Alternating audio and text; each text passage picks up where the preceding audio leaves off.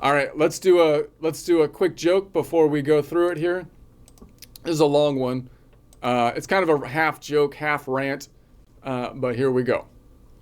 Uh, it looks like the communists are trying to take charge of the utterly demolished Democratic Party. You got Bernie Sanders in there trying to pick up the pieces after it's been fall to the ground here. But just remember, if it's too good to be true, it generally is.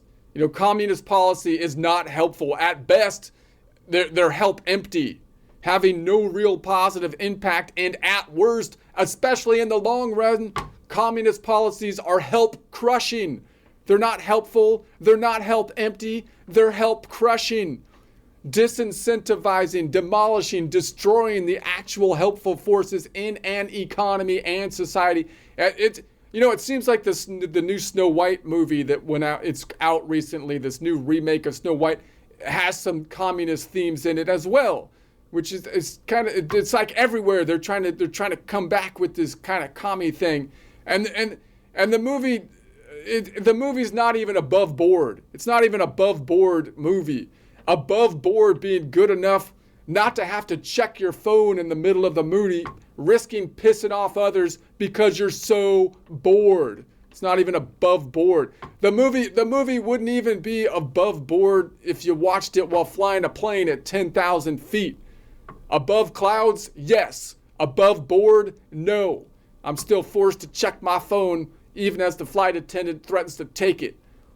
I'm also protesting for the dwarfs over here. I'm protesting for the dwarf community who were removed from the movie but then added as voice actors of the dwarfs, which still just kind of cracks me up because it feels like it's even more anti-dwarf discrimination than taking the dwarves out and then replacing them with non-dwarfs in the first place, because it's like we'll listen to the dwarfs as long as we don't have to see them. That's what it feels like. We'll put the voice actors on there as long as we don't have to put them like on camera because they're grotesque. That's what it seems like. I know that probably wasn't how, but it is.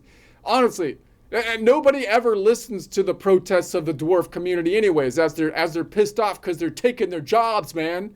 They should have been in the, possibly because they can't read the picket signs of the dwarfs due to them having been written on 3x5 cards. I stole that from a comedian with dwarfism because I thought it was funny. Anyways, another funny comment I saw in the movie reviews for the Snow White movie was, even if I saw this movie on an airplane, I'd still walk out. Wow, it's not above board, but rather a waterboard.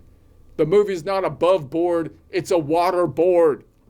I mean, the actress is a beautiful woman with a lovely singing voice. There's no arguing that. But everything from the songs chosen to replace the original songs, to the casting decisions, to the dwarf kerfuffle, looks like this movie was written and produced by an angry activist with an axe to grind, instead of an artist channeling a gift to give. Channeling a gift to give being the case with all the great Disney princess originals. The animated originals were all beautifully crafted, which is why, precious young girls have loved dancing around in princess dresses for the last 70 years or so. I mean, honest, Disney treats its own intellectual property like the modern angry environmentalists, progressives, treats Tesla electric cars, for crying out loud. They burn it. Why do you do that? I mean, Disney has struggled. Disney has strangled its golden goose so bad that the once golden eggs are now coming out scrambled and anything but gold.